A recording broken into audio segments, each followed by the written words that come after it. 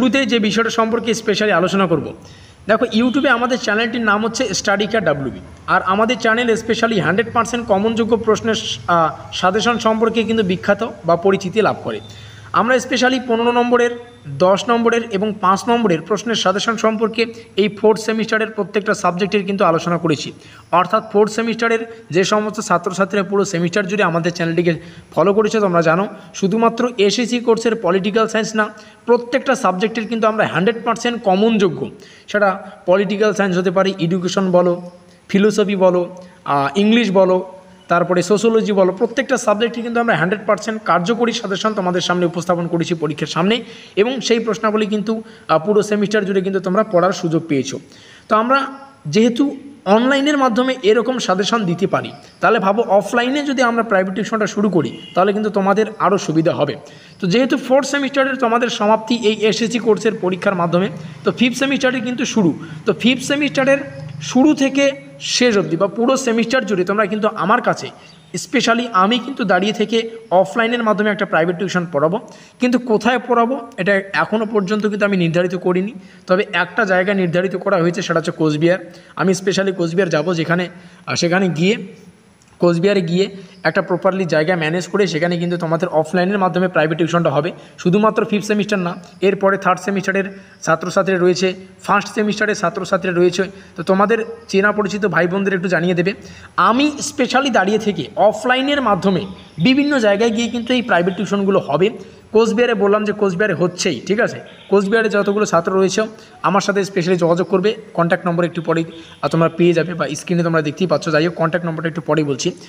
তো 5th একটু বোঝো ব্যাপারটা, অনলাইনের মাধ্যমে যদি আমাদের চ্যানেল থেকেই যদি দেখে তোমরা এতটা কার্যকরী সাজেশন পেতে পারো, 15 নম্বরের প্রশ্ন, 10 নম্বরের প্রশ্ন, 5 নম্বরের প্রশ্ন, তাহলে অফলাইনে যদি আমি স্পেশালি তোমাদের সামনে দাঁড়িয়ে থেকে যদি অফলাইনের মাধ্যমে প্রাইভেট টিউশনটাকে কন্ট্যাক্ট করতে পারি, ঠিক আছে, তাহলে তোমাদের কিন্তু অনেকটাই হেল্প হবে।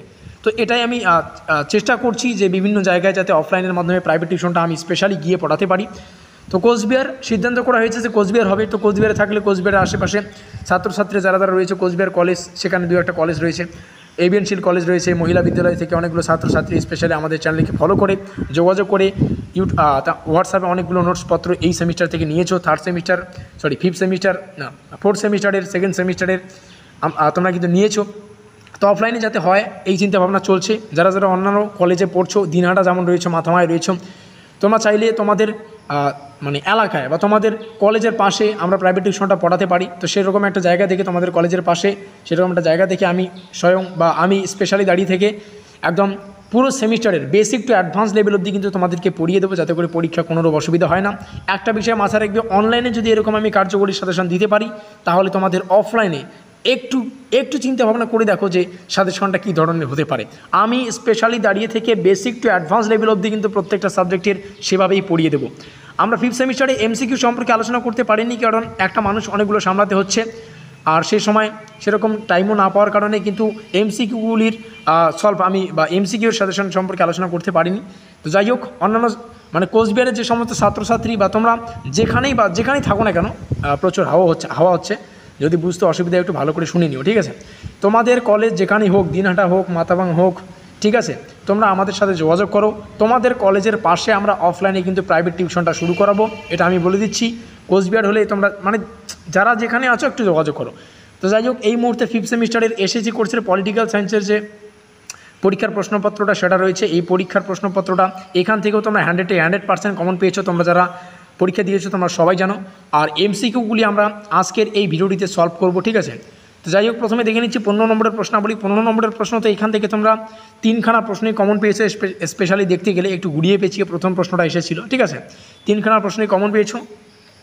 10 নম্বরের জন্য স্পেশালি এখান থেকে তোমরা দেখো, একটা বিষয় বোঝো, 15 নম্বরের 3টেই কমন, 10 নম্বরেরও 3টেই কমন। একটু ঘুরিয়ে দিয়েছে কোনো ব্যাপার না, কিন্তু 3টেই কমন। বারংবার বলেছি, শ্রেণী ও জাতির মধ্যে তুলনা বা পার্থক্য এসেছে, তো এগুলো আর কি বলা লাগে। 5 নম্বরের জন্য দেখো, এখানে তোমরা নিজেরা বলো যে কোন প্রশ্নটা তোমরা কমন পাওনি। এটা আসছে, ক্ষমতা কর্তৃত্ব আসছে, সামাজিক স্তরবিন্যাস আসছে, কোনটা কমন পাওনি বলো। এগুলো আমি বারংবার বলেছি যে আসবে, এসেছে। তো অফলাইনে হলে কি হতে পারে একটু বুঝে নাও। আর যে সমস্ত ছাত্রছাত্রীদের যোগাযোগ নম্বর লাগবে এখান থেকে নিয়ে রাখো একটু, 7384041536, ঠিক আছে? অবশ্যই যোগাযোগ করবে। আর আমরা স্পেশাল একটা জায়গা দেখে কিন্তু সেই প্রাইভেট টিউশনটাকে কন্ট্যাক্ট করার চেষ্টা করব।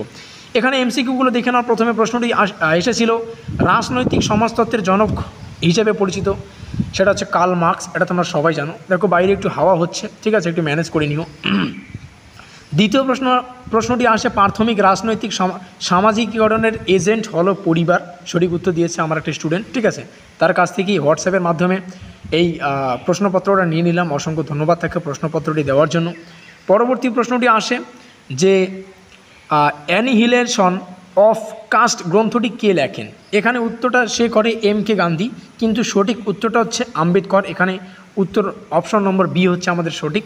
পরবর্তী প্রশ্ন, বাংলায় বলছি, ইংলিশে বলছি আবার। রাজনৈতিক সংস্কৃতির মূল প্রচারক হলেন, রাজনীতির সংস্কৃতির মূল প্রচারক হলেন লুসিয়ান পাই, যিনি কিনা আমেরিকান রাষ্ট্রবিজ্ঞানী। লুসিয়ান পাই কোথায় রয়েছে? অপশন নম্বর সিতে।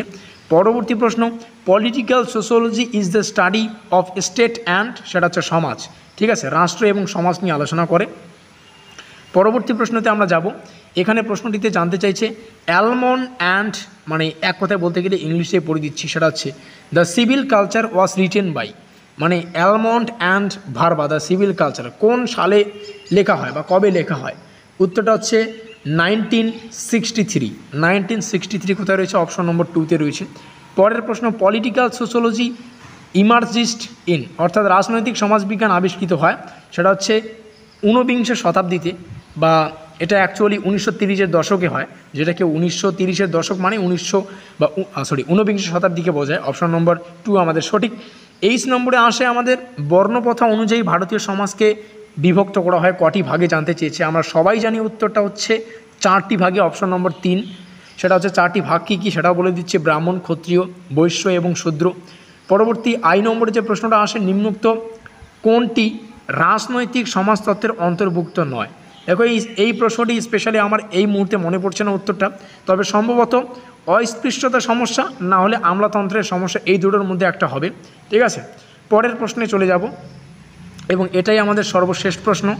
মাইন্ড অ্যান্ড সোসাইটি গ্রন্থটি লিখেছেন, অর্থাৎ mind and society is written by, উত্তরটা হচ্ছে ভিলফ্রেডো প্যারেটো। কোথায় রয়েছে? ভিলফ্রেডো প্যারেটো, অপশন নম্বর 2তে রয়েছে। এবং ভিলফ্রেডো প্যারেটোর একটু এক্সট্রা তথ্য তোমাদের জানিয়ে রাখি, এর জন্ম হচ্ছে 1848 এবং মৃত্যু হচ্ছে 1923, ঠিক আছে? এটা একটু মাথায় রাখবে, জেনে রাখা ভালো আর কি। তো যেমনটা বললাম, এখানে আমাদের অন স্ক্রিনে তোমরা আমাদের হোয়াটসঅ্যাপ নম্বর এবং যোগাযোগ নম্বর পাচ্ছ। আর স্পেশালি যেমনটা বললাম, আর বলছি না, অফলাইনের মাধ্যমে প্রাইভেট টিউশনটা হবে। তো একটু যোগাযোগ করে নিও, যারা যারা কোন কলেজে রয়েছে, তোমাদের কলেজের পাশেই হলে ভালো হয়। আমরা সেরকম জায়গা দেখে তখন কোথায় হবে না হবে আমাদের চ্যানেলেই জানিয়ে দিয়ে শুরু থেকে সেমিস্টারটা শুরু থেকে শেষ অবধি অ্যাডভান্স লেভেল অবধি পড়িয়ে দেওয়ার চেষ্টা করব। আমি নিজে থাকবো সেখানে, অবশ্যই যোগাযোগ করে নিও। আমাদের আজকের এই স্পেশাল ভিডিওটি এই পর্যন্তই।